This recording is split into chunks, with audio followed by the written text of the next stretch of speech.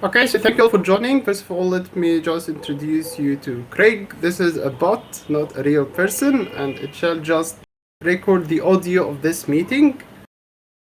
So thank you for joining. I totally appreciate, and I promise not to consume your time unless members like to have some subsidy discussions, which is totally fine. We totally welcome that. So it's really nice to have all of you here. Okay, so first of all, let me welcome our new member. For her, this is the first time she joins us, and it's the first time we meet her as well. Okay, so is your name um, Oh, Hein Jen? oh yeah, it's Hyunjin.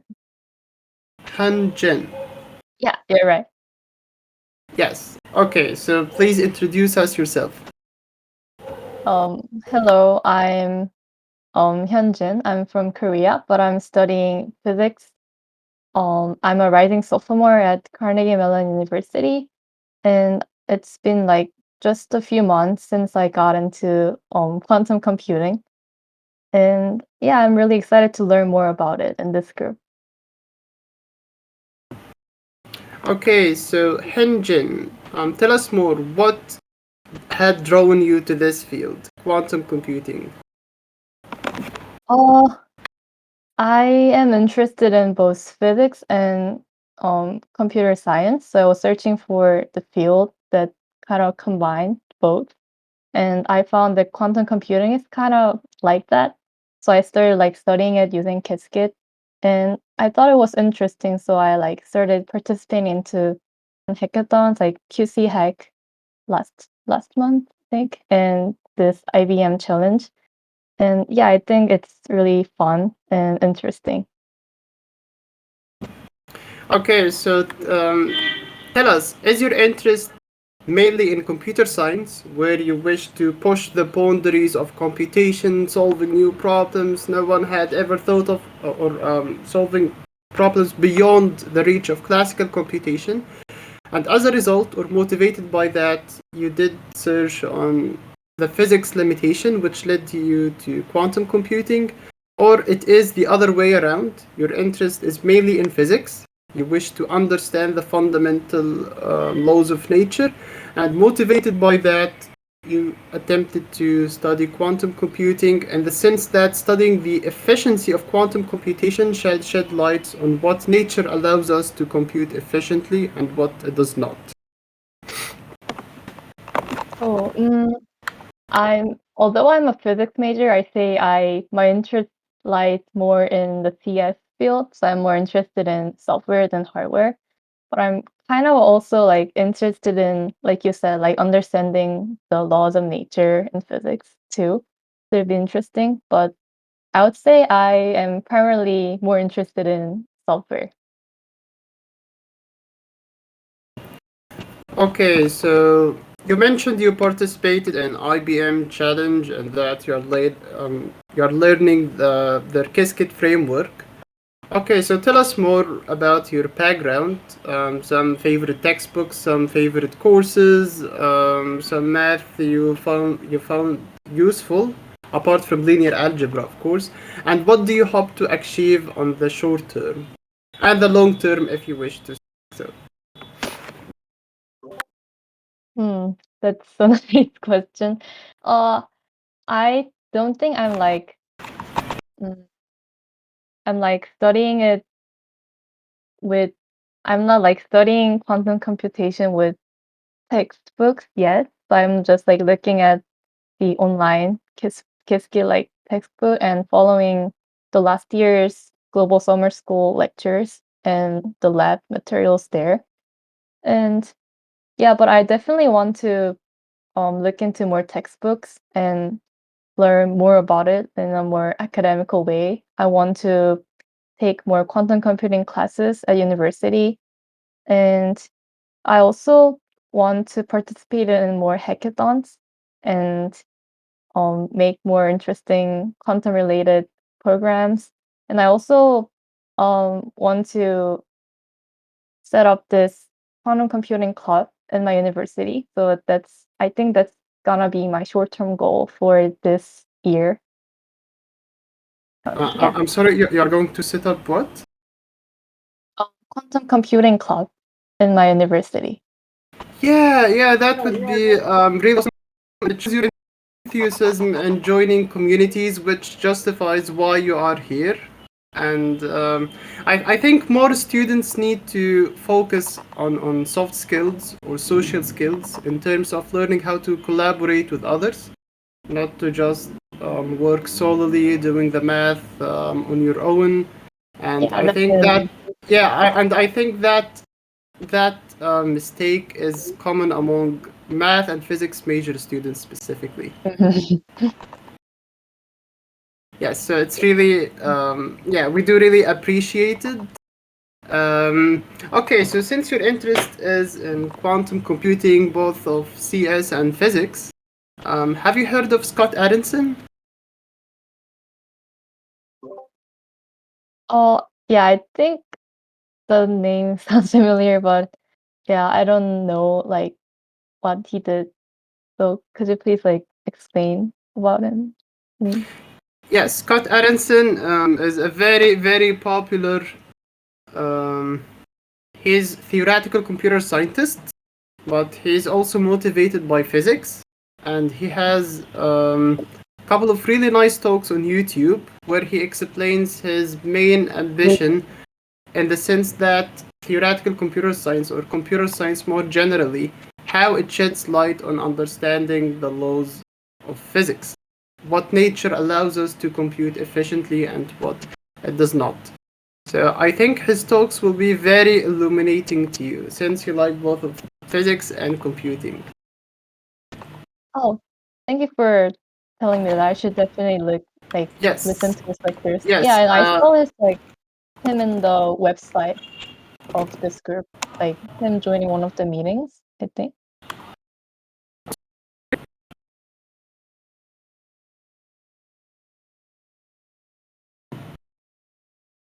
Oh, I didn't sorry. hear. I didn't hear your last sentence. Would you just repeat it?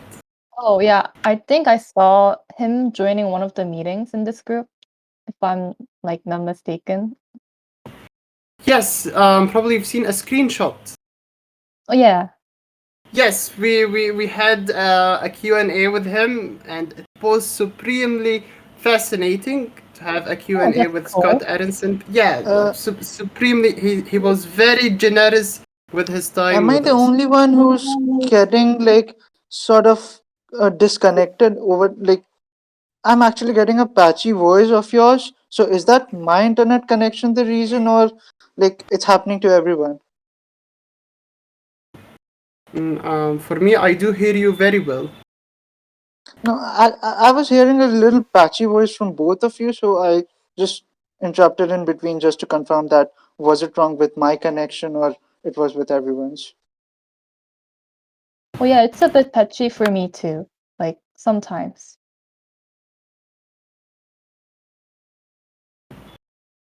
Okay, so okay, now let me give a chance for the other attendees whether they have any question for Henjin, and please feel free to ask even an informal question. This is by building up a community here in first place. So Summer, Sigfing, do you have any question to our new member? I guess yes. So I do want to know like the process how she got into Carnegie Mellon because right now I have just turned 18 and I did applied last year to couple schools in states and I like it didn't really went well. So some insights on her journey to Carnegie Mellon would be very useful. Oh, sure. Um, I don't know what exactly got me into CMU, but I only applied to the few of the universities in the States. So I was like specifically preparing for US universities. So like took ACTs, SAT2s, stuff like that. And my school did the program called IB diploma. I don't know if you've ever heard about it. It's like an AP program. And yeah, I think I did okay in that program. and that might have helped me get into CMU. Did you took any AP classes? Oh, no.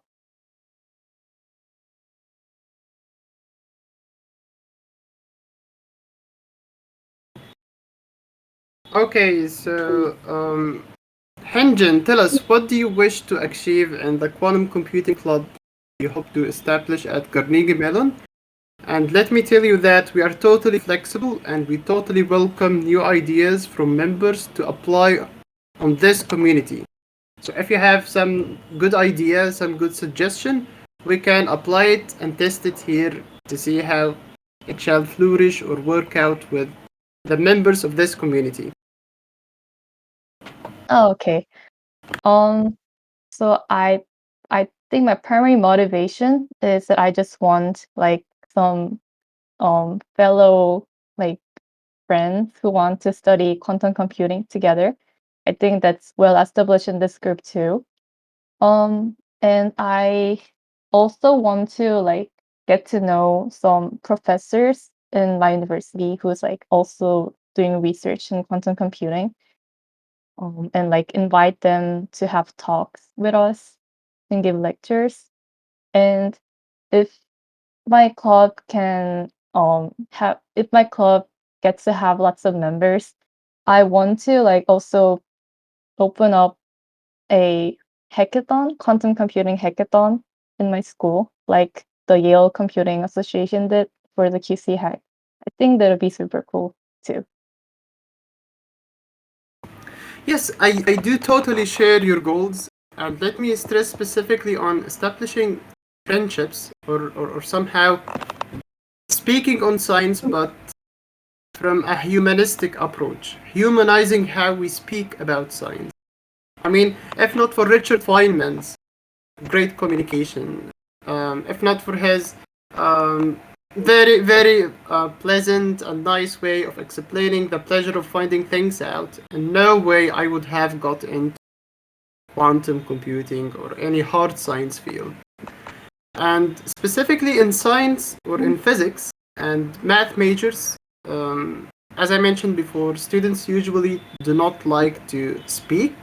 They believe it's a waste of time, and they just do the math, solve some exercises, complete some set of courses, have the highest grades, and that's it. And that is something I totally do not like. And Yeah. yes, Yeah, I, I was kind of like that like last year. I wasn't like in any of the clubs, like not befriending new people.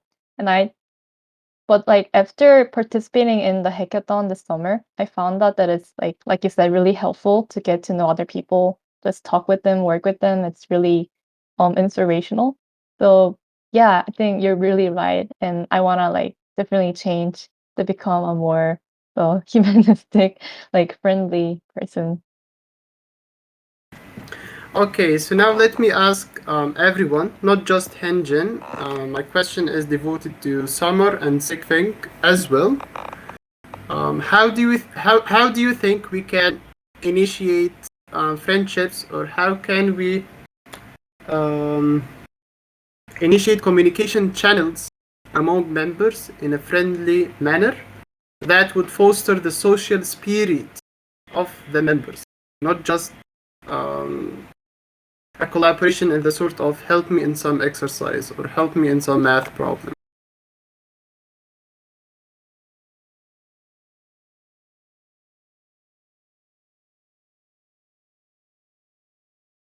So, any ideas, any thoughts?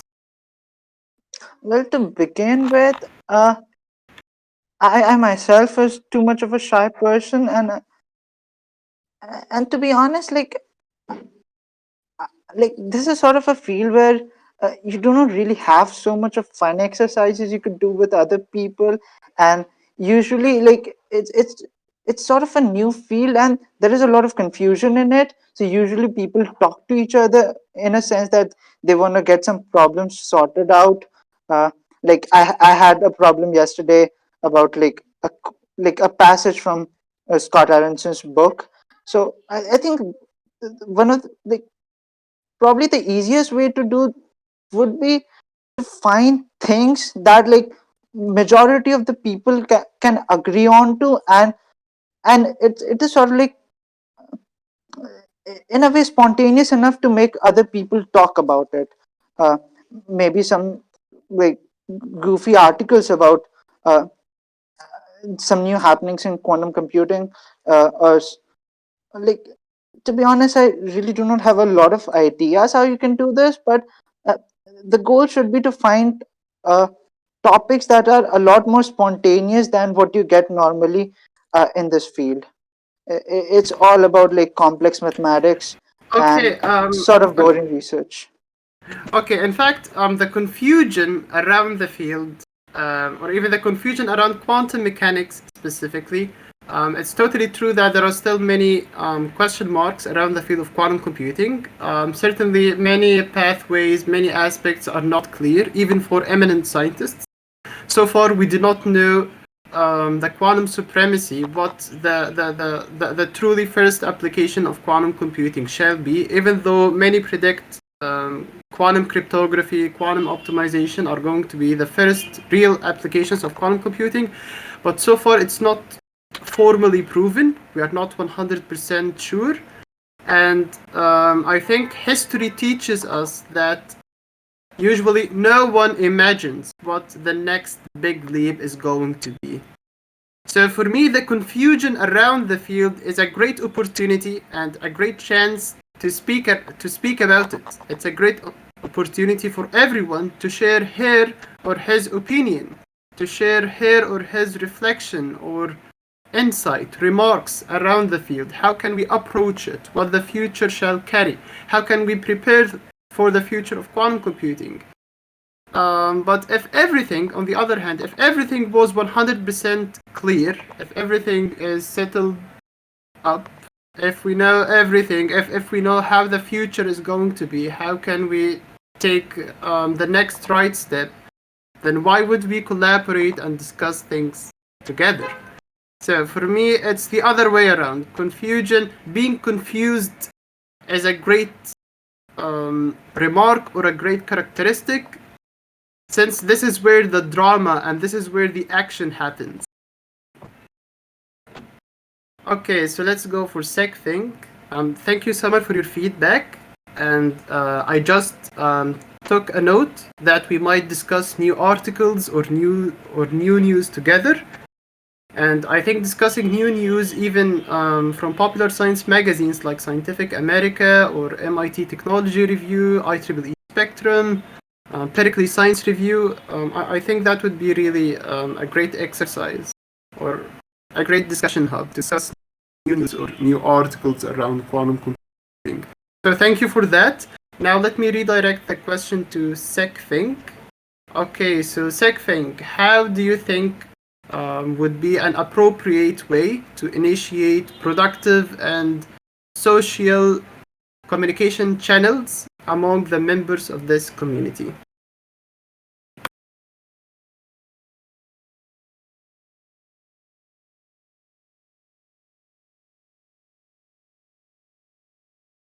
Okay, so seemingly SecThink has some issue in his mic.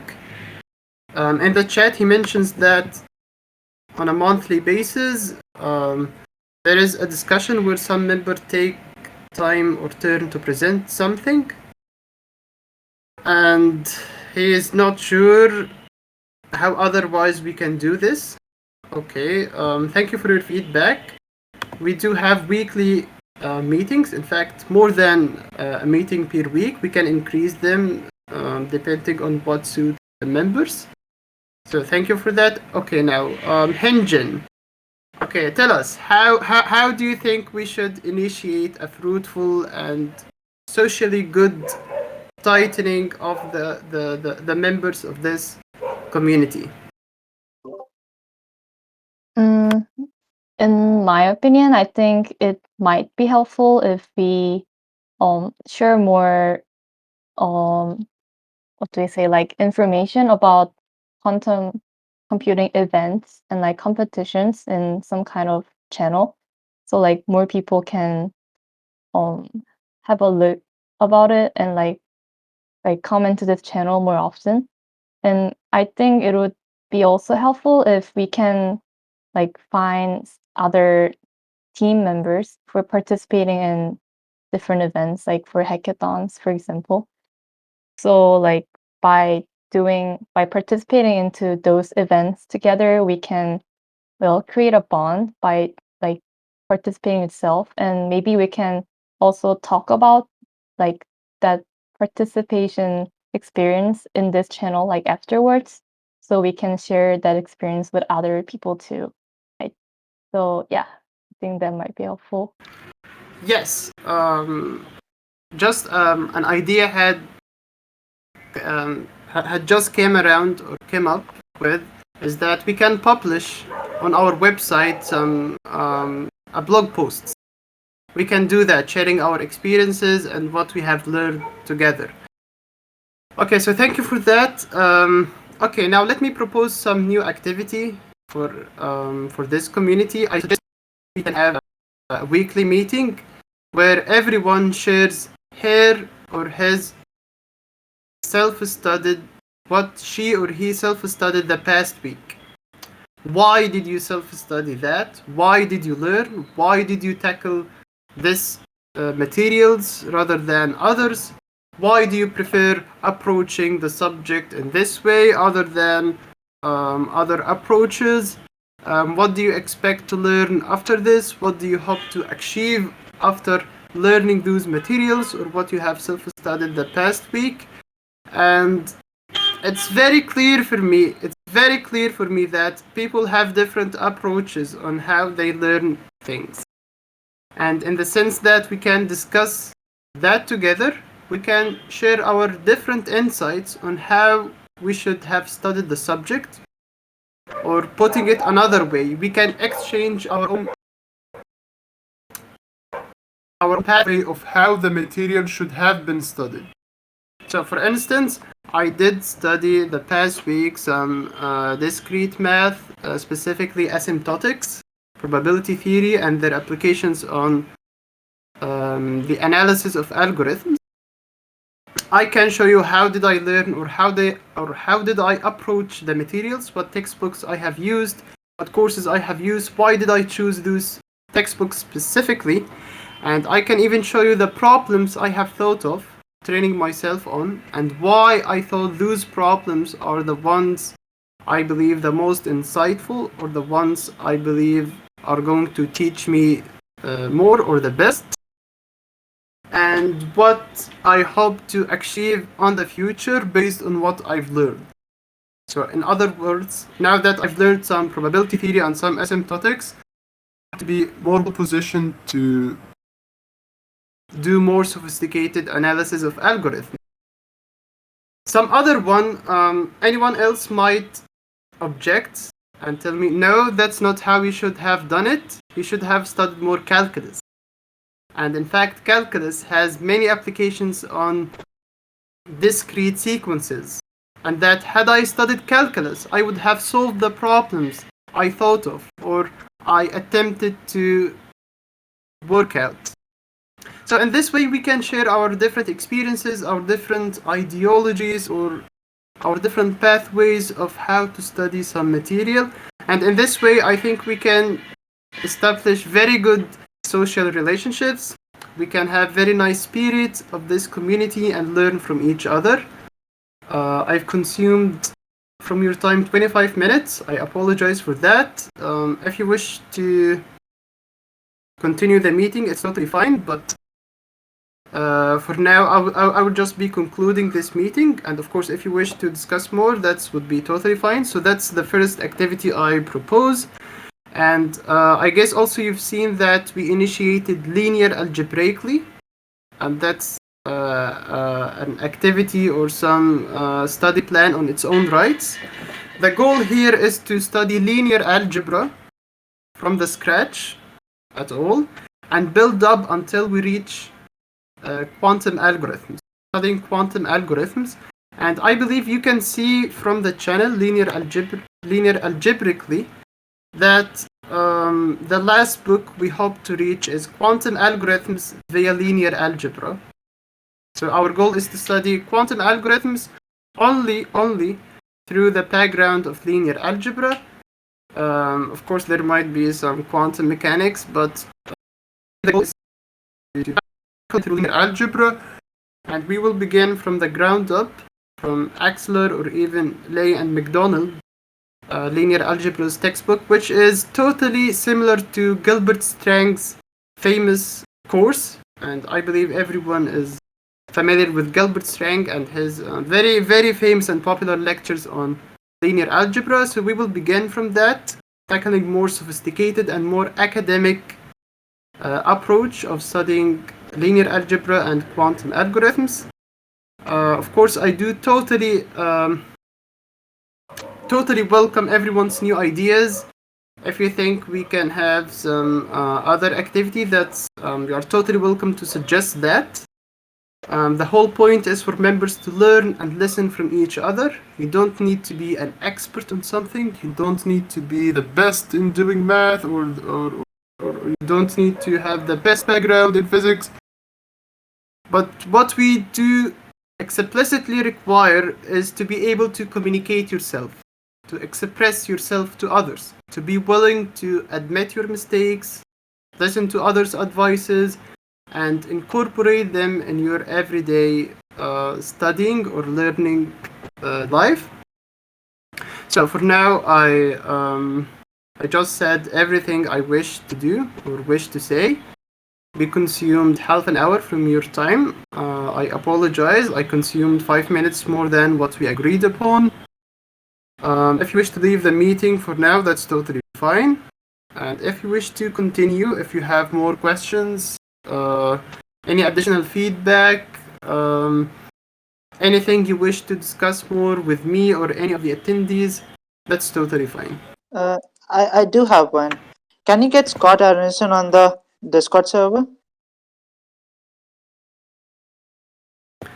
Well, okay, so in fact, just let me tell you, Scott is very, very, very busy, and of course Actually, I did mail him today. Like I did mail to wish him happy birthday, because I think his birthday was on 21st of May. So like I think you did hosted a meeting with him. Like you did hosted an Q&A with Scott. So like maybe you can talk to him to just join the Discord server.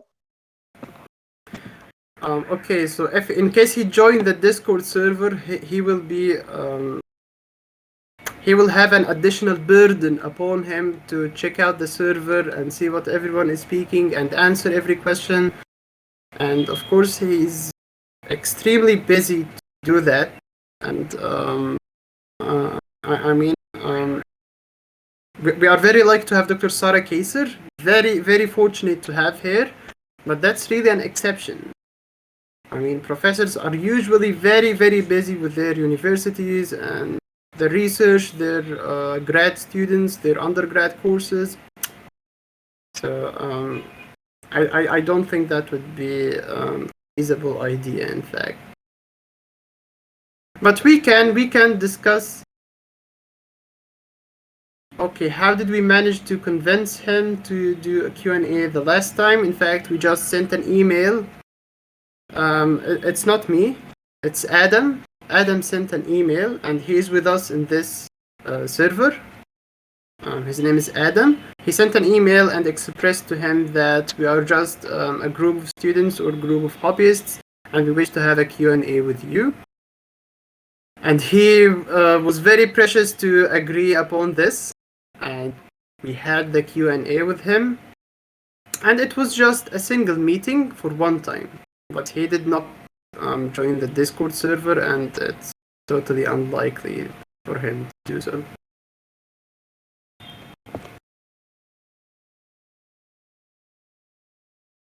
Okay, so any more questions, any other input, any more feedback, any concern, any some crazy idea on how we can do this together?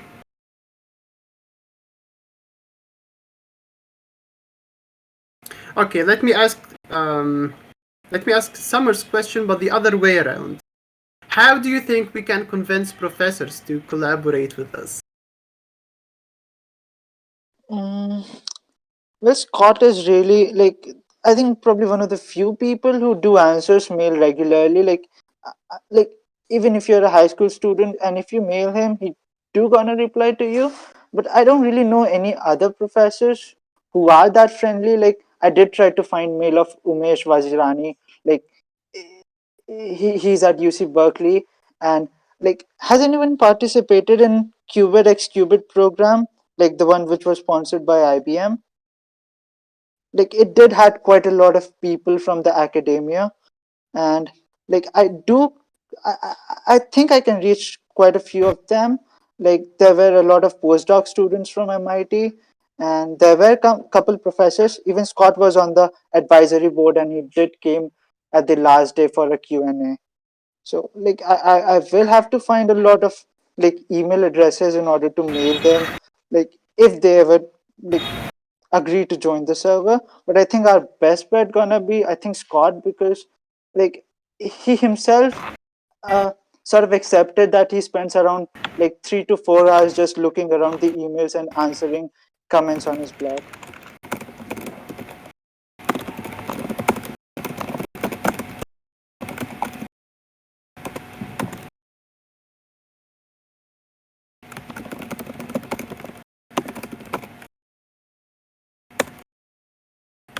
Okay, and what about you, Sigfing? How do you think we can convince professors to collaborate with us?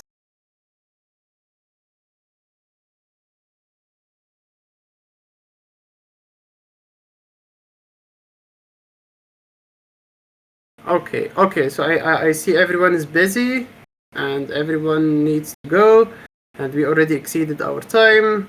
Okay, so thank you. Thank you all for joining. Thank you, Sigfing, and have a nice day. Yes, you haven't talked to professors.